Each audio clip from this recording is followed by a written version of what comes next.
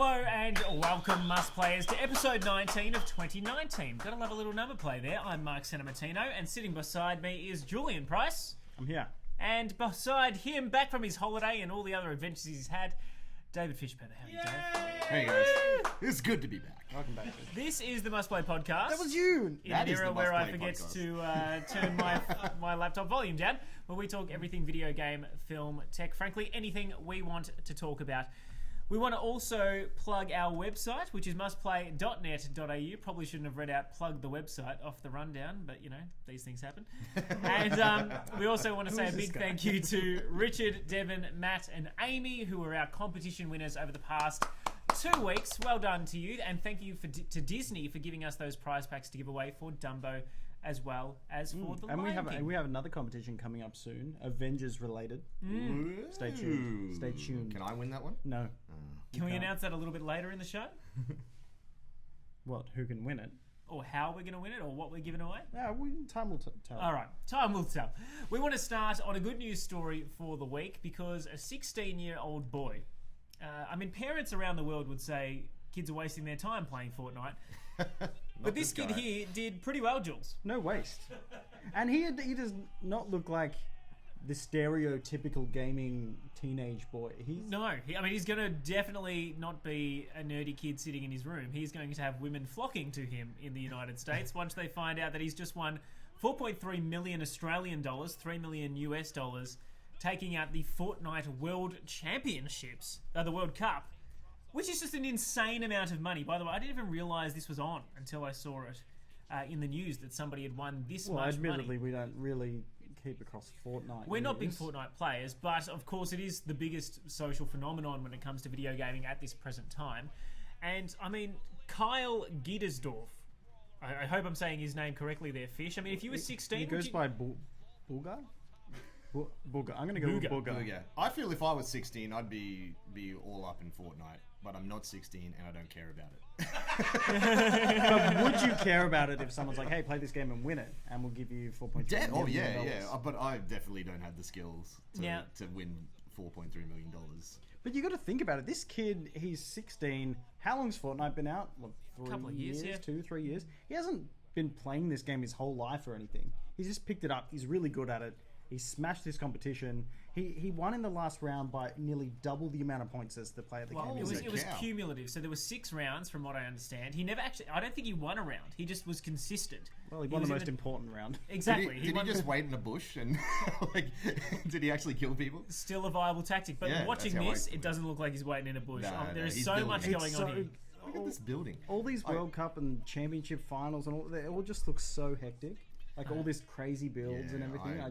This is why I had to step away from Fortnite. I didn't like it anyway, but I had to step away from it because 16-year-olds were kicking my butt. Yeah. I think I've got the world record kill-death ratio.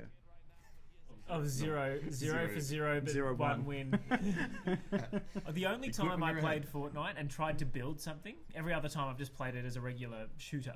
Yeah. I just built like this great staircase into the sky, and then I got sniped off the very top of it. Just watched my body ragdoll to the ground below. Worth it. But people are so quick with the building on it, and I feel I didn't play it enough to build those skills, but I was always the guy that just followed my team around while they looted everything, and I was like, hey, I've got this cool assault rifle, and then they would be like building this stuff, and I'd be out in the open, I'd get picked off, and then have to wait for them to win the game, and it was just disappointing. Hey, as long as you still win, mate, that's all that counts. I've got a few intricate and important member of your team, I'm sure. I can't even tell what's going on here. It's I'm trying to hyper work out what's happening. Well, that's why this guy is the best in the world. 3 mil American, that's what's going on.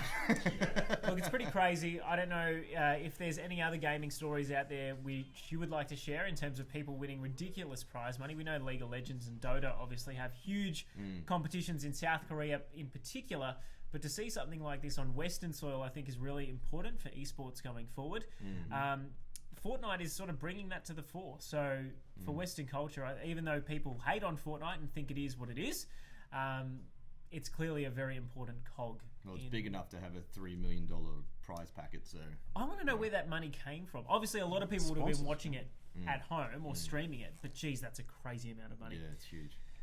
We want to move on to some other news of the week, and Samsung has teased not only a new watch, but also a new tablet, Jules. They do it in such a strange way as well.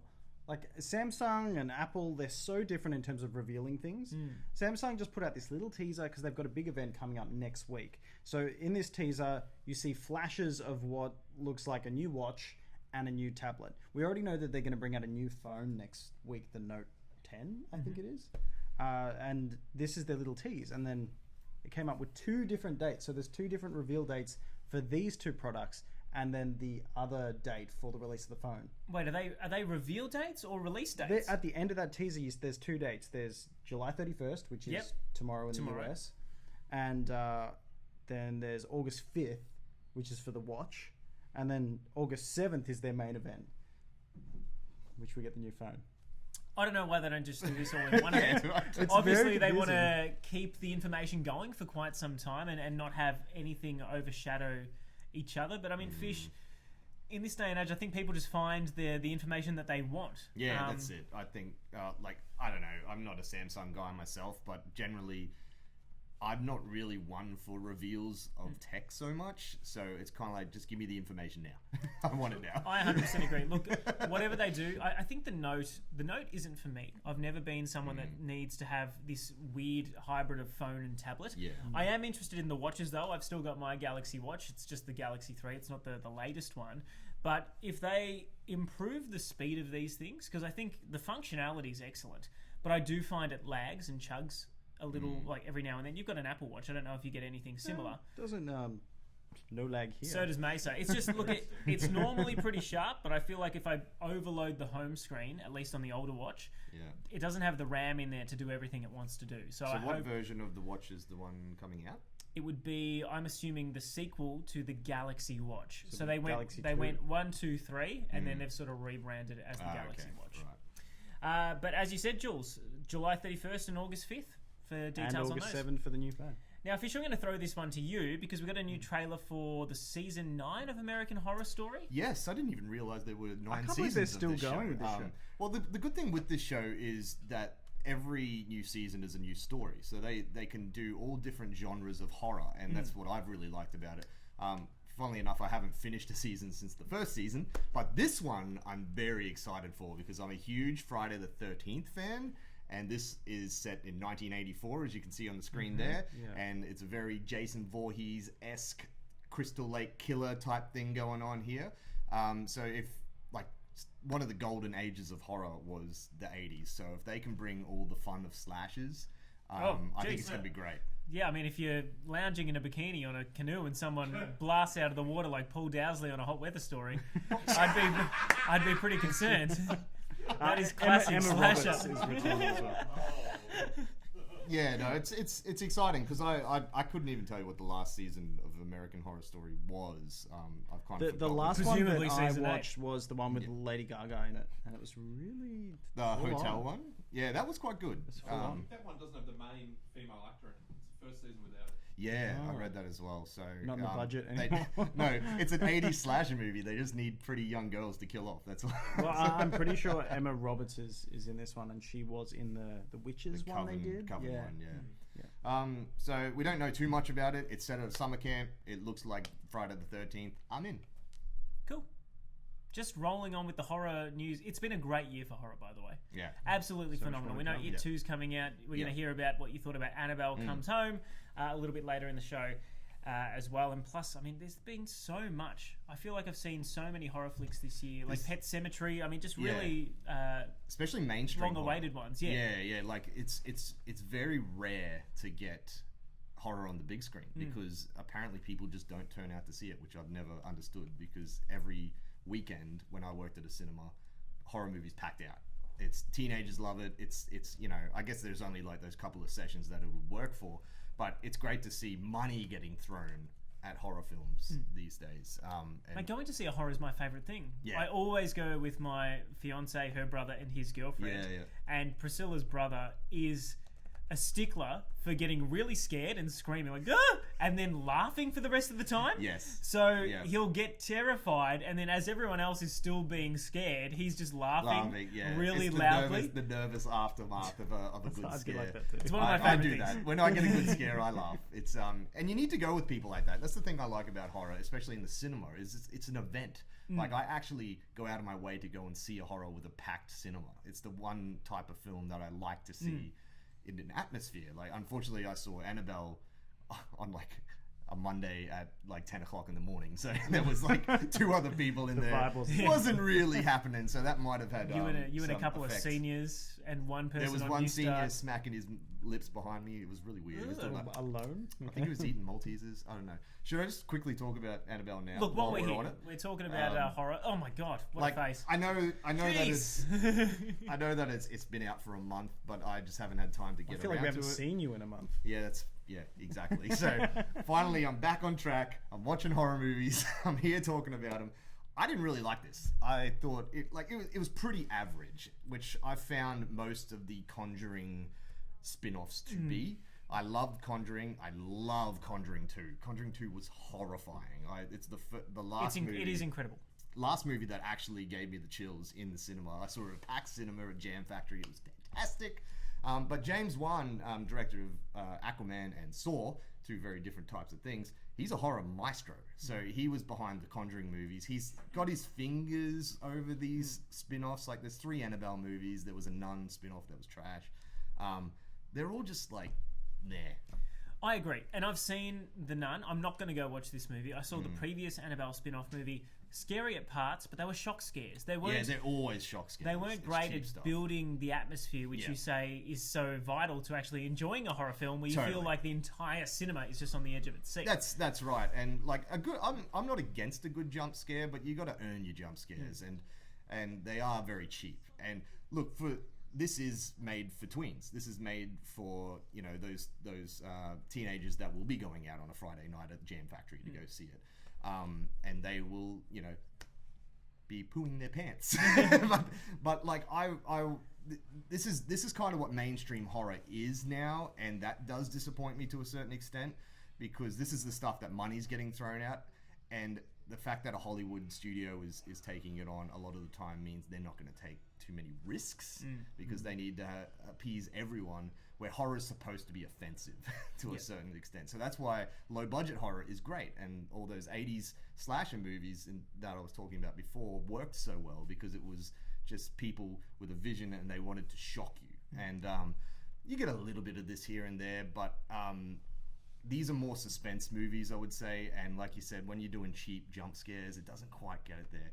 Only James Wan can do the suspense as well as I think the mainstream horror can do. So look, I gave it a 2.5 out of 5. Like, it's the most average of average. Not the scores. worst review though. Look, it wasn't. Look, I did say I didn't like it. The characters were great. There was something, but it just feels cheap. Is it better than The Nun? Yes. Okay, that's all I need to know. Easy. That's 'Cause I not went a to- high bar though. No, it was a bad film. If you want to see Fish's full review, of course you can at mustplay.net.au. We got a couple more things to chat about by way of not Just necessarily reviews. Yeah, go on, Tim Jules. Finesse has just jumped in the chat and he says, "Fish is a mark." I don't understand. Neither do I. It's a wrestling. Is this the thing? You're All a right, mark. there's some- You're a mark, Tim. No, neither of you are. Does anyone want to explain what wrestling is? All right. All right. Fake And fighting. Tegan says she's keen for The Conjuring 3. Yes.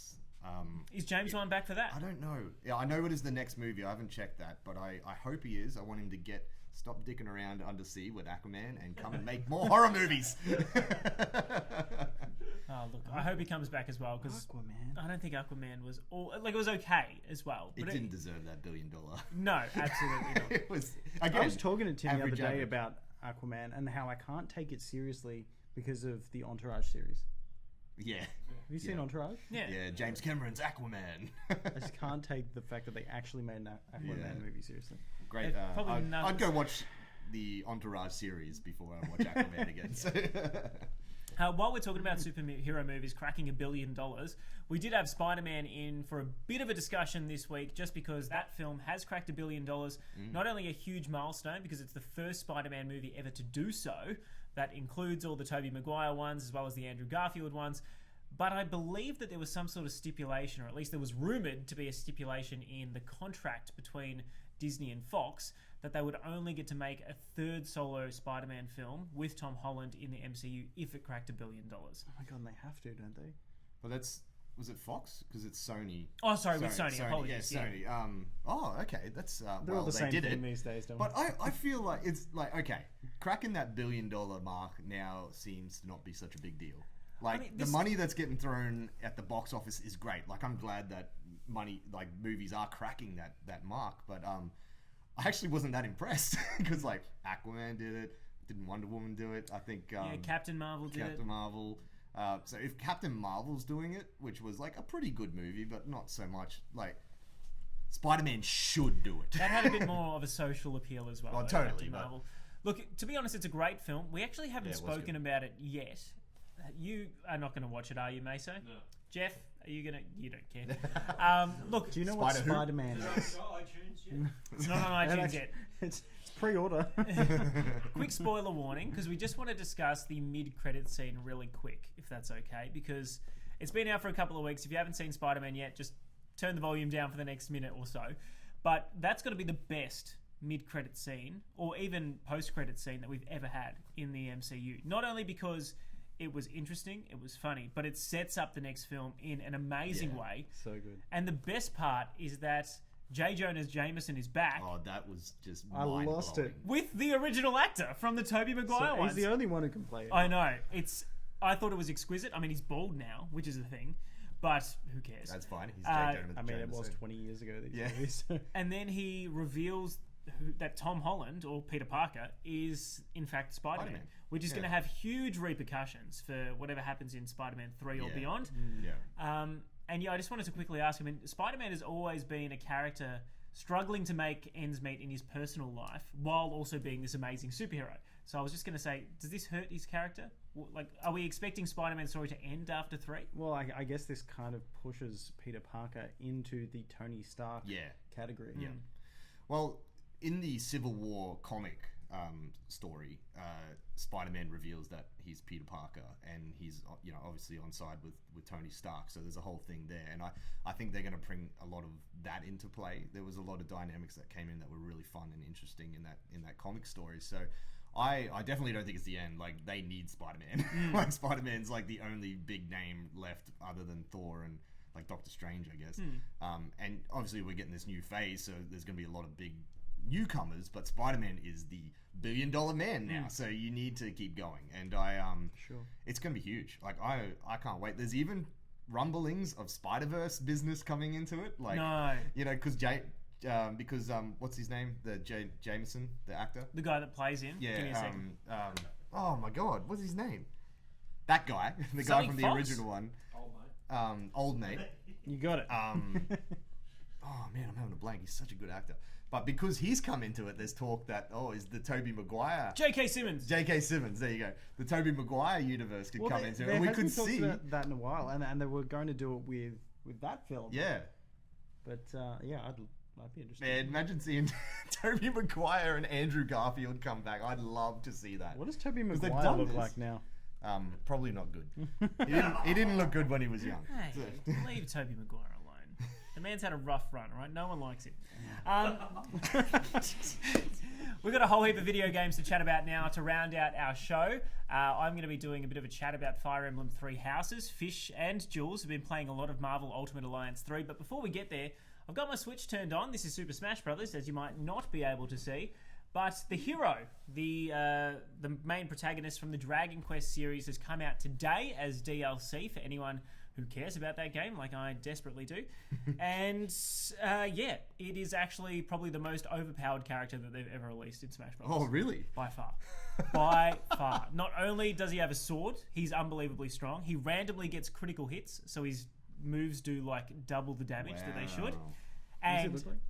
oh, that's just one of the skins. He's got 4 different representations from 4 different games, and then 4 Does he different colours. change genders too? No, he's always been a male.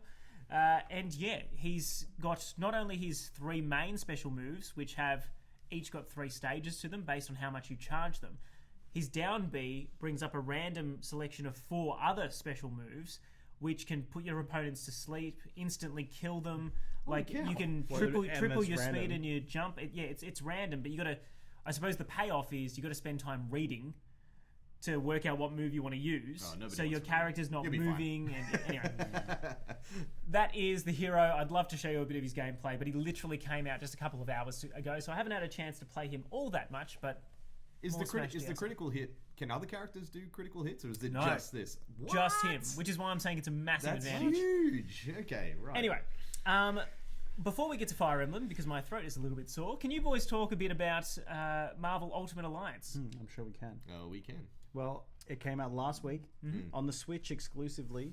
And this is a very story-driven Marvel Ultimate Alliance game. That's what I've picked up as a third. I haven't played the other two, so how does it compare in that regard? Well, the other two were pretty story-driven. That's what I kind of liked about it. They were basically like had RPG elements to the top-down Diablo sort of beat 'em up sort of thing. And as from what I remember, it feels like just an update of those.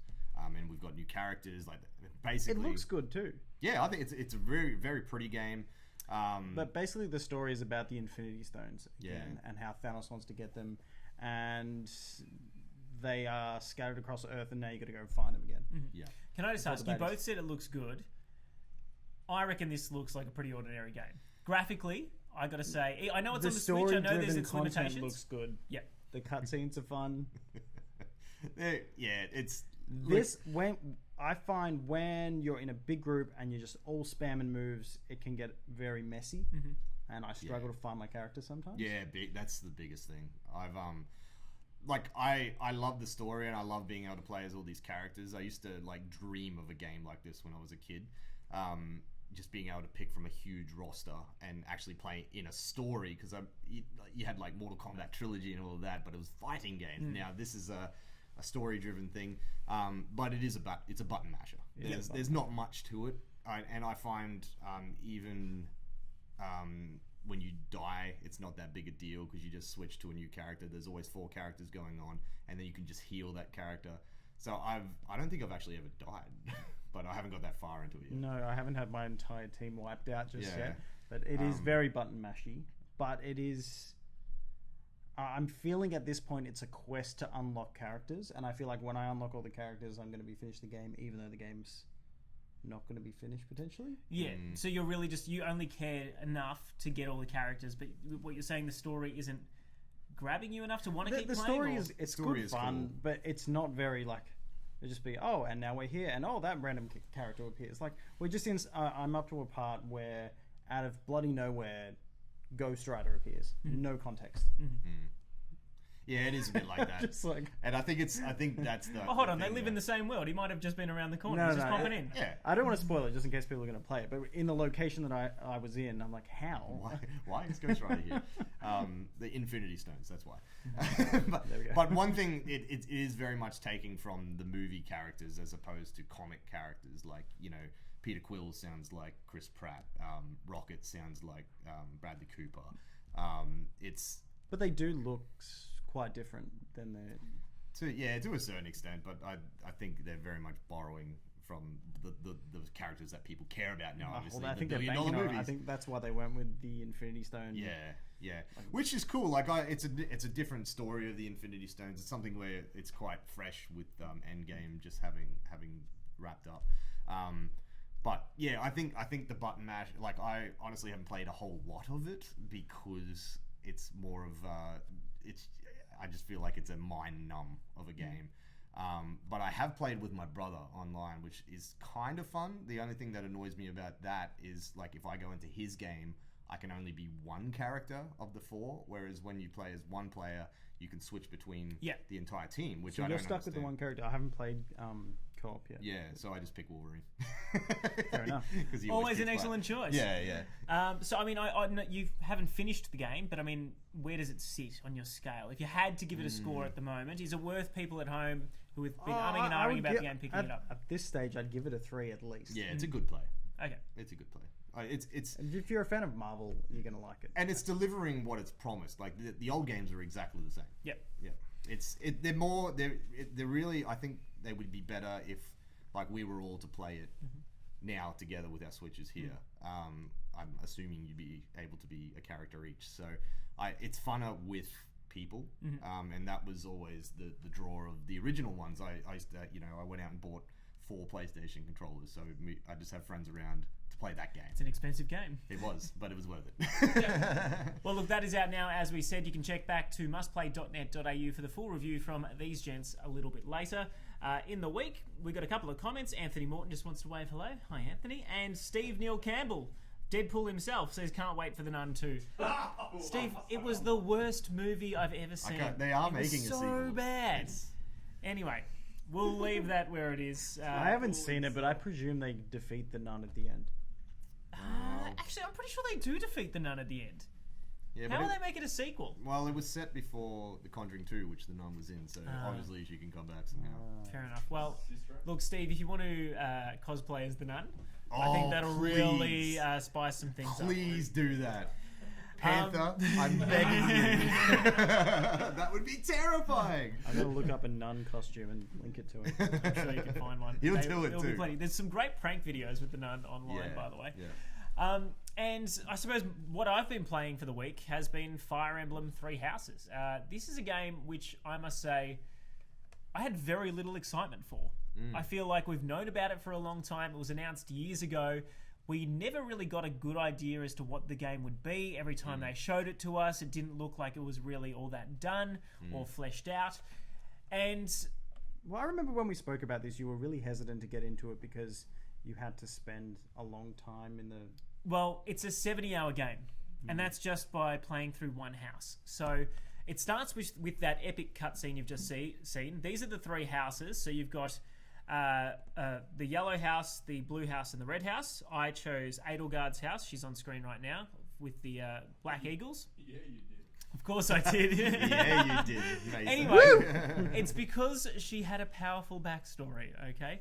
For backside, maybe. I must say that this game is everything I've actually wanted a Fire Emblem game to be. My brother loves this series, but every time I've tried to play it, I've had to stop because I just got bored with the battles. Not that the battles aren't good, but in the older games, it was literally cutscene, battle, cutscene, battle, cutscene, text, dialogue, cutscene, battle. That was it. It's a strategy type game? Am Yeah. I just picking that up? I've So- never played any of it. Basically, you're on a grid, almost like Advanced Wars. Gone is the weapon triangle. Like it used to be, I think it was swords were better than axes. Swords were better than spears. Spears were better than axes. Axes were better than swords. Something like that. That is now gone, so it's evened out a little bit in that regard, although arrows are still good against Pegasus using enemies. The big difference actually comes with the characters. So there's a proper integrated story this time around where you actually play as a professor in this monastery. You pick one of the 3 houses to teach, and they effectively become your students and or warriors. So throughout the month, you have to decide how you want to spend your time. It's very Persona-like in that you can spend time teaching a class or improving your own skills or doing side quests around the town to boost up, morale or gain motivation for students. And then at the end of the month, you have a big challenge. So the thing that's really drawn me in is actually how great the support characters are. You actually care about them. I don't care about them as a teacher, but their personalities are interesting enough. And every single conversation that you have to choose a dialogue answer that you think is going to make them happy. Okay. To improve their motivation, which then allows you to teach them more and improve their rank faster. It's a really satisfying loop. I know it sounds really convoluted, and after you do a full school year, so 12 months, there's apparently like a 5-year time jump, very similar to Avengers Endgame, and I have no idea what happens after that. I'm about a dozen hours in now, which is a fair bit of time in a week. I haven't played a game that much in quite some time, but I'm thoroughly enjoying this. I've got to say, it's great. There are some technical hiccups, particularly while you're running around the monastery, like you can see just here, where you'll notice a few things out of place, or there'll be a bit of slowdown or a bit of stutter, or you'll see NPCs popping in randomly. But generally speaking, I'm enjoying this a lot more than I thought I would, and I'm really excited to play it for another 40 hours or however long it's going to take me to finish the thing. It sounds like a really a game that sucks you in. My brother's been playing it actually, and he's loving it, but he's getting very frustrated with it because what I've heard is that when a character dies, they're dead. Yeah. Yeah, so he's lost like Well, three see, characters already. and That's classic Fire Emblem, and they do alleviate that a little bit in this with a rewind feature. So your character is sort of possessed. In fact, you're about to see it in all of. I think we just saw it there, where she's got a spirit attached to her, this sort of ghost that she visualizes, and she hears her voice in her head, and that presence actually has the ability to turn back time a little bit, like has just happened right there. So I am not 100% sure why he hasn't done that to prevent himself from losing them. Maybe he's figured it out by now. But I would say one thing I dislike about that system is you never get to a feeling like you're at the end of a battle and you've only got one troop left standing because you don't want to lose anyone. So as a result, you play exceptionally defensively to make sure that you're always protected, or you can always heal someone, or they're buffered by another character or something, which is my one criticism. If I was to say about the combat of Fire Emblem, it is exceptionally Hogwarts. I must say, in terms of, because there've been a lot of Harry Potter games that have tried to create the feeling of a castle. This nails it like better than any of them that I've ever seen. It actually really has a logical layout. There's not a lot of space between everything, so you don't feel like you're running for ages to get to the other side of the map. You can still fast travel between everything. You can see where characters are, and if you need to go talk to a specific character and you want to fast travel there. So there's not a lot of, it's not like you're wasting time, but there's just a lot to do, which is good. And I've got to say, after 10 hours or more, you really do grow connected, and you want to see where these characters lie, because you get a feeling very early on that the house that you pick, there's some dark undertones to the main character. In my case, Edelgard, that blonde girl you saw there, that will probably affect the game very, very heavily moving forward. I'm reading from you that you really like this game and you're going to rate it pretty highly. Yeah, I mean, at the moment, I wouldn't say it's a must play. Like, if you're not a fan of the genre... like I'm looking at it and I don't think I could pick it up. No, and that's the thing. It's one of those games that I think it very much depends on who you are as a person, if you're going to like it. But, I mean, you played Persona, didn't you, Dave? Yeah. I think I would like it if I had the time to put into it. Yeah, I think that's very much what it is. I feel like with video games, I haven't played anything for about 6 months. Like, I haven't actually played a proper story game and given time to anything for a while. So, I'm ready to go for a game like this. I'm excited for it. But if this had come out in November... there's no way. Absolutely not. So I think it's come out at the right time. And look, it is really good. I would give it, at this stage, maybe a 4-star. Despite the technical difficulties, I'm really enjoying it. That being said, there are other people who have rated it much lower, and I know there are other people who've rated it much, much higher. I think IGN gave it a 9.5 out of 10. So, highly revered series. I think it's great. I hope they do all Fire Emblem games like this in future, where there is some sort of exploration element and a bit of world building to add to the battles, because we haven't had anything like that before. Oh, sick, man. Good sell. Now, do we need to discuss anything else this week, gentlemen? I need to discuss something. What do you need to discuss? No, Avengers is out on digital. Oh, yes. Was that today or yesterday? It came out yesterday, and I'm going to go... Mate, with the... Santa's vest. The only problem with this vest is that the black doesn't really go with the navy. That's been my biggest fashion faux pas that I don't like, is when someone wears black with a really dark navy, because you can tell that the colour's not the same. It's just a little off. It's like, I hate to be that guy, but that's me. So you're Jill, being that guy right you've now. ruined my outfit. Caterpillar Anyway, navy Darcy over hasn't here. seen Avengers Endgame, so I'm hoping the girls are asleep when we get home and we can settle in. Gonna get on it? So what, you're going to watch it on on it. digital before the Blu-ray comes out? Aren't you just going to wait?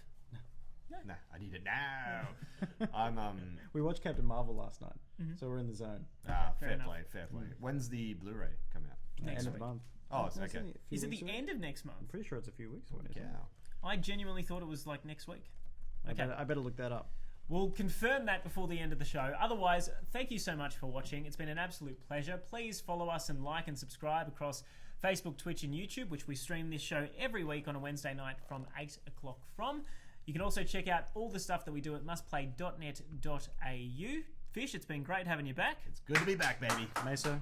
Meso, excellent to have you back on the desk as well. We finally have the full cohort back behind Must Play, which is excellent. Jules and I... 14th of August. by the way. 14th of August. So 2 it's weeks. 2 weeks away. Split the difference between us, and we're right. That's fine. I'm going to be buying that because I want all the extra Yeah, I'm content gonna that get comes that. with it. And I've actually also bought my unborn baby. The first outfit I bought was a Marvel little onesie, and I'm going to watch it with him. So I'm going to wait until that. That's like, I don't care. He'd be screaming, but This I'm is like, Thanos. Endgame, look, it's great, look. Watch Thanos. So is it's gonna going to be kill an event. everyone. So I'll wait till then. And that's not till October. not till October. Yeah, Okay, I can wait out. that's fine. Yeah, He's going to enjoy it for the rest of his life. he'll remember. Just it. like Meso's going to hate it for the rest of his Yeah, life. that's right. There are two very polarizing opinions on that film. But look, either way, we've really enjoyed our time with you on the show this week. A little bit more condensed than what it has been in the past, where we've had really big deep dives into Marvel's news last week and all the rest. We've got a few more comments to round out the show. Steve says Fish needs to get back in his bowl. All right, fair enough. That's because you wanted him to dress up like the nun. You're going to do it. Yeah, he is. I want to see it. If you want the nun too, you will dress up as Valak. Richard thinks he's 7 to 8 Conjure Nun movies behind. Conjure Nun. Yeah, I mean, there are about 7 or 8 movies There's if you 7. combine all the spin-offs. It's Yeah, outrageous. Annabelle comes over. And Steve says he will go and buy a nun costume. Only $54.99. That's a bargain. Oh, That's pretty good. Although I think that's just for the I'll nun do it costume. too. You'll have Can to I do- just quickly, does it come with a face mask? Nah, you have to. Well, that's just... that's Wait, like, hold that's on. an actual nun. Like, Yeah, no, that's you not don't... Valak. Although, You can easily adjust that. exactly. Yeah. Just get a prosthetic nose Does it from come with the Meso's shoes? wife. It doesn't come with the shoes. There you go. Not because Meso's wife has a prosthetic nose, but because she's a prosthetic artist. She makes Oh prosthetic my noses. God. Just get it off Meso's wife. That wasn't, Unbelievable. that Far wasn't a out, slag. Santo. Let's just end the show on a high, Oh, shall we? I'm sorry, Lizzie. Oh my God. Can somebody else wrap up the show? I On feel like that I've lost. I've Thank lost you all for watching privileges. Must Play. Follow us on the socials, whatever. See you. Bye.